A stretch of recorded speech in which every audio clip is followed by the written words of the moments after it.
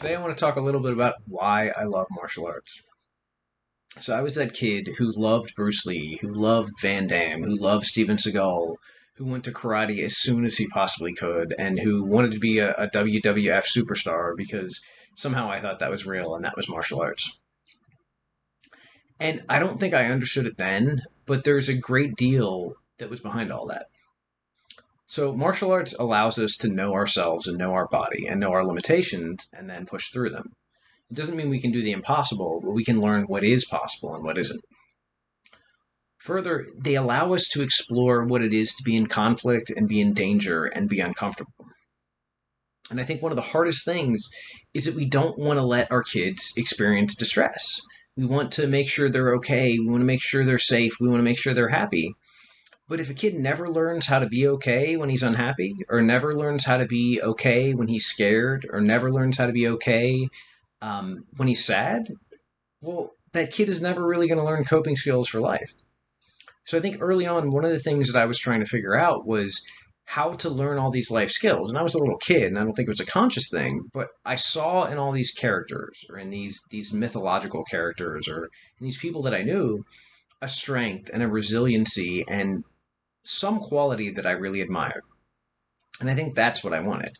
And so I remember I didn't want to grow up and be strong and go beat people up. I wanted to be strong and be able to go protect people. I wanted to be strong and be able to defend myself and defend my family. And I think that people come into it from a different place, but I think oftentimes even the people that just want to go beat somebody up really just want to be safe and really just want to be able to protect themselves or protect other people.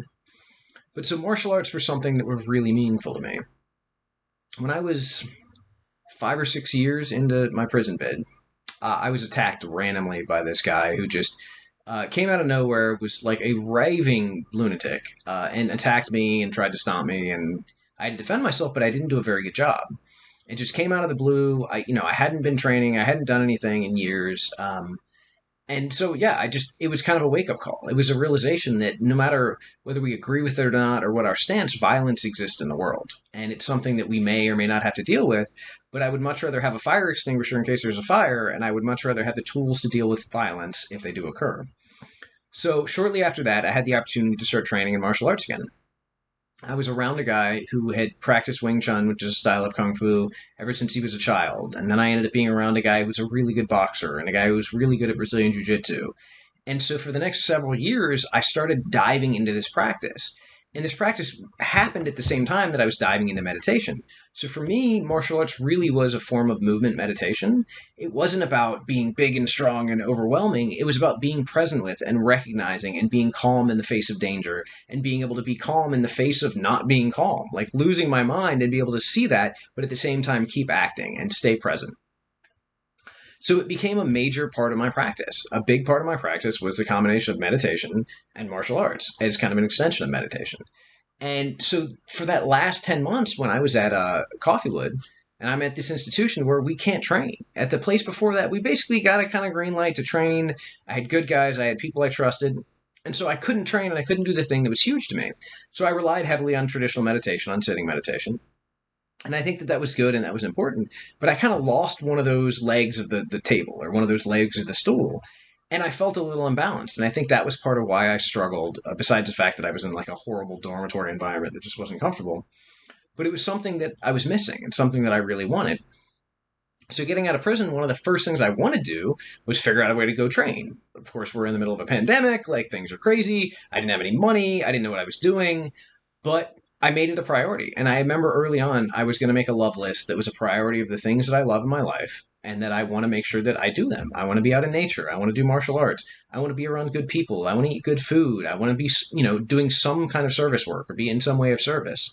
And knowing that I want to do those things and prioritizing them means I'm actually showing up in my life. So I made it a priority. I found a gym where I feel comfortable. They do Brazilian Jiu Jitsu, they do Muay Thai, they do Krav Maga, and each of these kind of ties into something. So I've done, I did karate when I was a kid, and I've done some boxing, and I've done a little bit of Muay Thai, but not a lot. So I felt comfortable going into the program. I got good kicks, I got good knees, I got good elbows, I got a decent clench game. Like I feel comfortable going into that. I had never done gi jujitsu. So with gi is like the white thing somebody saw in one of my videos. It's like almost like a kimono. So you put your gi on, and all of a sudden they can grab onto it and they can hold onto it. I'm used to doing it with a shirt off or with just a regular t-shirt, and somebody not being able to control that. And that was really kind of a wake up call for me, because it showed me that as long as I've been practicing, as good as I thought I had, I'm really just at the beginning of this journey. And I think I knew that intellectually, but I hadn't really experienced that. I had not been really humbled by that whole experience. So um, I'm in this practice that I love, and I'm going, 5 nights a week or 6 nights a week, sometimes for 2 hours at a time, because it is this thing that I love. And it's not about what I think a lot of people they see it about violence. To me, one of the reasons I love martial arts is because I hate violence. Getting out, I notice a lot of people want to watch really kind of like violent movies and violent TV shows, and I don't have a problem with kind of fantastical violence like zombies, but the shows and the movies that make it real, I immediately have to walk away or I have to turn it off because I don't know anybody who's experienced real violence that continues to enjoy it unless, they have some kind of sadistic quality or unless it's kind of a front that they put on to deal with the world. Because real violence sucks. Like it is entirely unpleasant, it is uncomfortable, it is heartbreaking, it is just terrible. So again, I do martial arts because I hate violence, and that sounds contradictory, but the way that I feel comfortable is to be able to, one of the principles about Jiu Jitsu is using someone's force against them and using, kind of technique and leverage to overcome a stronger opponent. And that means, in a philosophical sense, to not face somebody head on, to not go ego to ego and violence to violence, but to kind of step by and let somebody pass by, to allow myself to de escalate a situation rather than escalating it. So there's a philosophical component as well as a mindful component to this very physical practice. And I'm so grateful for the opportunity to go train. And I'm so grateful for the skills that make me feel safe as I walk through life. Those last years in prison after that first, after that event that I talked about when I got, kind of attacked, I felt more comfortable. I was able to be calmer in situations. I wasn't as worried because I felt more comfortable with the threat of violence. If someone chose to attack me, I would defend myself, and it did happen. It gave me the comfort I needed and the confidence I needed and the security I needed to be the person I wanted to be. Because for a lot of my life, I had been afraid. The night that I committed my crime, the night that I shot two people, I was scared out of my mind. I shouldn't have been there in the first place. I shouldn't have been carrying a gun. I shouldn't have been in that life. All those things are true. It's also true that I was afraid. Had I been less afraid, I may not have reacted the way that I did. I may not have acted out of fear. I may not have felt the insecurity that led me to be all boastful and grandiose and have this argument that led to me shooting these guys. So the strength that I found um, allows me to act out of a place of strength. It allows me to act out of a place of calm and confidence and reserve rather than ego or kind of false strength or bravado. And I'm really grateful for that. And every day I go train, I love the effect that it has on my body. I love how taxing it is. I love how hard it is. And I love the people that love the same thing that I do. So I don't care what somebody loves. When someone is passionate about something, I want to see them do it. I want to hear them talk about it. I want to see that experience. I know people that are passionate about juggling. Like, I don't give a crap about juggling. It's just never done it for me. But I love seeing people juggle and do their art. I love seeing people do any kind of physical act that is something they're passionate about and they're good at and they're into. When people can use their bodies gracefully and in that kind of artistic way, I don't think there's anything more beautiful. So, all that to say, I am so grateful to be able to train martial arts in a real setting after 19 years in a prison, where I was at best able to train in a very controlled setting or an ugly setting or a concrete setting or out on a yard with no shirt on in the dirt. And I think that if I had stuck with karate when I was a kid, even when it got hard and it got scary and the black belts were kicking my ass, I think if I had stuck with the programs that I had, if I had really thrown myself into wrestling in high school, if I had really thrown myself into all the opportunities I had, I think I'd be a different person today. It's not just to say that I would have stayed out of trouble, because I can't say for sure whether I would have stayed out of trouble, but I think I would have become more the kind of person who would stay out of trouble. And so I feel like martial arts are a great opportunity for those who are getting in trouble.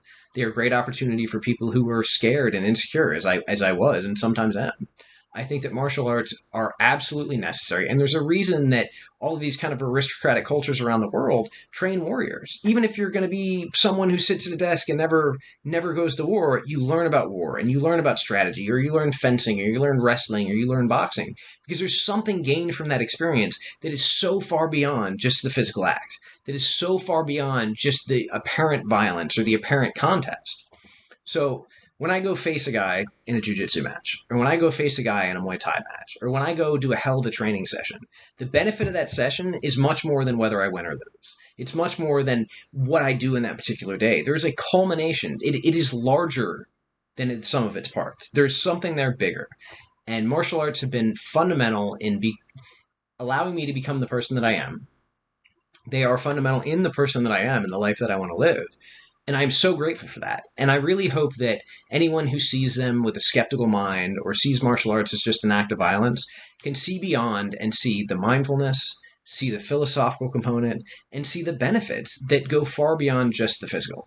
So, thank you for letting me ramble on about one of my favorite things in the world.